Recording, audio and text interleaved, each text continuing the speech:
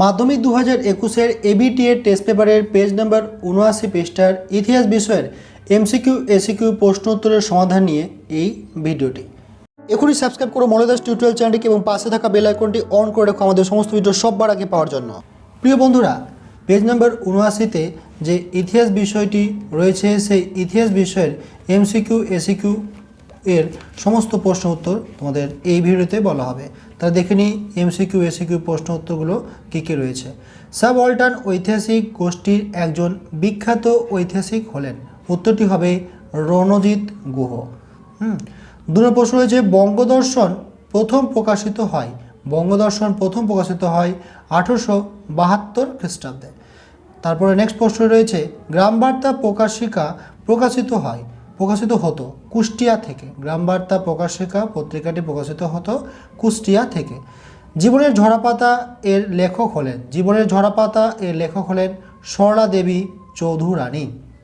এরপরে 5 নম্বর প্রশ্ন রয়েছে কলকাতা মেডিকেল কলেজ স্থাপিত হয়। কলকাতা মেডিকেল কলেজ স্থাপিত হয় 1835 খ্রিস্টাব্দে। তারপরে প্রশ্ন রয়েছে হুতম প্যাঁচার নকশা গ্রন্থটি রচনা করেন।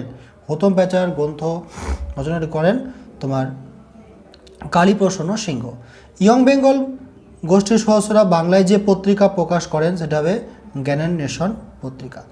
তারপরে নেক্সট প্রশ্ন হচ্ছে বিধবা বিবাহ আইন সিদ্ধ হয়, অর্থাৎ বিবাহ আইন কবে হয় সেটা হবে 1856 খ্রিস্টাব্দে।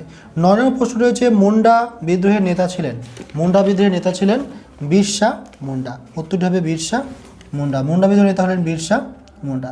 এরপরে 10 নম্বর প্রশ্ন রয়েছে দ্বিতীয় পর্বের চুয়ার বিদ্রোহের মূল নেতৃত্ব ছিলেন, অর্থাৎ দ্বিতীয় পর্বের চুয়ার বিদ্রোহের মূল নেতৃত্ব দিয়েছিলেন জগন্নাথ সিংহ।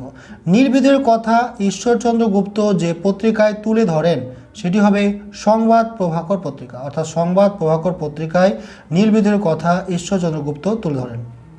ভবানী পাঠক ছিলেন সন্ন্যাসী ও ফকির বিদ্রোহের নেতা। তারপরে 13 প্রশ্ন রয়েছে বিদ্রোহে বাঙালি গ্রন্থের লেখক হলেন দুর্গাদাস বন্দ্যোপাধ্যায়। এরপরে 14 প্রশ্ন রয়েছে সিপাহী বিদ্রোহের সময় সিপাহীরা নেতা হিসাবে ঘোষণা করেন দ্বিতীয় বাহাদুর শাহকে। তারপরে নেক্সট প্রশ্ন রয়েছে যে পরিব্রাজক গ্রন্থের লেখক হলেন স্বামী বিবেকানন্দ।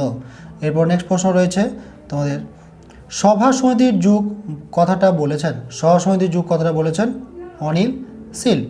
17 প্রশ্ন রয়েছে বাংলা তথা ভারতের বিজ্ঞান গবেষণার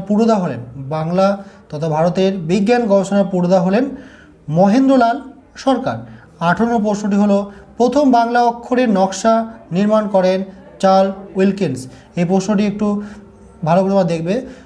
প্রথম বাংলা অক্ষরের মার্জিত যদি উত্তরটা আসে প্রশ্ন আসে তাহলে সেটা হয় পঞ্চানন কর্মকার, কিন্তু প্রথম বাংলা অক্ষরের নকশা তৈরি করেন চার্লস উইলকিন্স।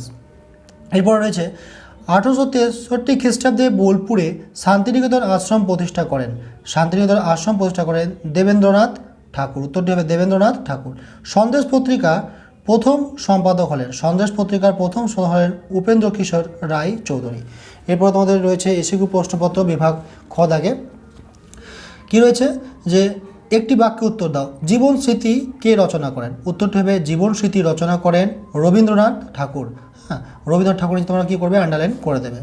নথি সংরক্ষণ গৃহ কী নামে পরিচিত। নথি সংরক্ষণ গৃহ মহাফেজ খানা নামে পরিচিত, অর্থাৎ মহাফেজ খানায় সমস্ত নথি কী করা হয় সংরক্ষিত করে রাখা হয়।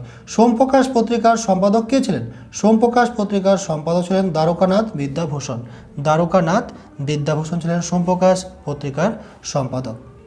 এরপর রয়েছে বাঙালির ইতিহাস গ্রন্থটির লেখককে। বাঙালির ইতিহাস গ্রন্থটির লেখক হচ্ছে নিহারঞ্জন রায়। এরপরে উপবিভাগ ঠিক বা ভুল নির্ণয় করতে বলা হয়েছে কাঙাল হরিনাথ ছিলেন জমিদার। এই কথাটি হচ্ছে মিথ্যে, কাঙাল হরিনাথ জমিদার ছিলেন না। ডেভিড হেয়ার পেশায় ছিলেন ঘড়ি ব্যবসায়ী, এটি হচ্ছে ঠিক। এই কথাটি লেখে অর্থাৎ ডেভিড হেয়ার পেশায় ছিলেন ঘড়ি ব্যবসায়ী কথাটি লেখে ব্যাকেটে তোমরা কী করে দেবে ঠিক। হিন্দু প্যাট্রিয়ট পত্রিকার সম্পাদক ছিলেন হরিশচন্দ্র মুখোপাধ্যায়। এই প্রশ্নটি খুব সুন্দর প্রশ্ন করা হয়েছে। হিন্দু প্যাট্রিয়ট পত্রিকার সম্পাদক চাওয়া হয়েছে, উত্তরটি ঠিক হবে, কারণ যদি বলা হতো হিন্দু প্যাট্রিয়ট পত্রিকার প্রথম সম্পাদককে তাহলে কিন্তু উত্তরটি হতো না, উত্তরটি ভুল হতো। হিন্দু প্যাট্রিয়ট পত্রিকার প্রথম সম্পাদক হচ্ছে গিরিশচন্দ্র ঘোষ, কিন্তু এখানে তোমাদের উত্তরটি রয়েছে সম্পাদক চাওয়া হয়েছে। হ্যাঁ, আত্মীয় সভা স্থাপন করেন হচ্ছে রামমোহন রায়। এরপর রয়েছে ক স্তম্ভের সঙ্গে খ স্তম্ভ এলাম। তিতুমির কী হবে? মীর নিসার আলী। দীনবন্ধু মিত্র কী হবে? নীল দর্পণ। সিধু হবে সাঁওতাল বিদ্রোহ এবং দুদুমিয়া হবে ফরাজি আন্দোলন। এরপর তোমরা যে 4টি মানচিত্র রয়েছে এই মানচিত্রগুলো তোমরা প্র্যাকটিস করবে। হ্যাঁ, ভূগোল মানচিত্র ভারতের মানচিত্রে প্র্যাকটিস করবে যে সাঁওতাল মুন্ডা বিদ্রোহের এলাকা কোনগুলো, সিপাহী বিদ্রোহের সূচনাস্থল কোথায় হয়েছে, ব্যারাকপুর, সন্ন্যাসী ফকির বিদ্রোহের একটি এলাকা, কোন কোম্পানি আমলে ভারতের রাজধানী কলকাতা চিহ্নিতকরণ করতে হবে। এরপর হচ্ছে বিবৃতির সঙ্গে সঠিক ব্যাখ্যাটি মেলাও। বিবৃতির কী রয়েছে? ভারতবর্ষ বিজ্ঞান সভা মহেন্দ্রলাল সরকারের কীর্তি।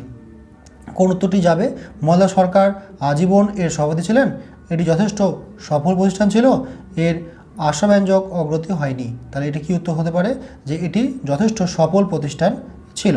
এরপর রয়েছে বিবৃতি।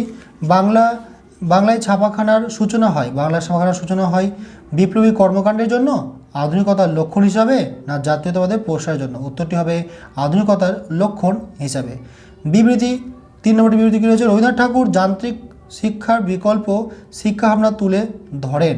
রবীন্দ্রনাথ শিক্ষা দর্পণ আসলে তার জীবন দর্শনের উপর প্রতিষ্ঠিত। রবীন্দ্রনাথ ধর্মের পক্ষে ছিলেন, রবীন্দ্রনাথ যন্ত্রের বিরোধী ছিলেন। এই সঠিক ব্যাখ্যাটি হিসাবে হতে পারে 1 নম্বর, রবীন্দ্রনাথের শিক্ষা দর্পণ আসলে তার জীবন দর্শনের উপর প্রতিষ্ঠিত। এরপরে 4 নম্বর বিবৃতি দেখে নিই যে বসু বিজ্ঞান মন্দির জগদীশচন্দ্র বসুর সুপ্ত বাসনার ফল। ব্যাখ্যাগুলো কী দেওয়া রয়েছে? প্রফুল্লচন্দ্র রায় এর প্রতিষ্ঠাতা ছিলেন। এখানে শুরুতে চিকিৎসা বিজ্ঞান পড়ানো হতো। ব্যাখ্যা সিস্টার নিবেদিতা এর জন্য জগদীশচন্দ্রকে উৎসাহ করেন। এটা ব্যাখ্যা 2টা সম্ভাব্য রয়েছে, অর্থাৎ ব্যাখ্যা 2টাই হবে। এখানে শুরুতে চিকিৎসা বিজ্ঞান পড়ানো হতো। প্রিয় ছাত্রছাত্রীরা, এ ছিল 79 পাতার ইতিহাসের সমস্ত MCQ SCQ এর সমাধান। পরবর্তীতে খুব শীঘ্রই ইতিহাসের অন্যান্য প্রশ্নপত্রের সমাধান নিয়ে হাজির হব। সকলে ভালো থেকো, সুস্থ থেকো।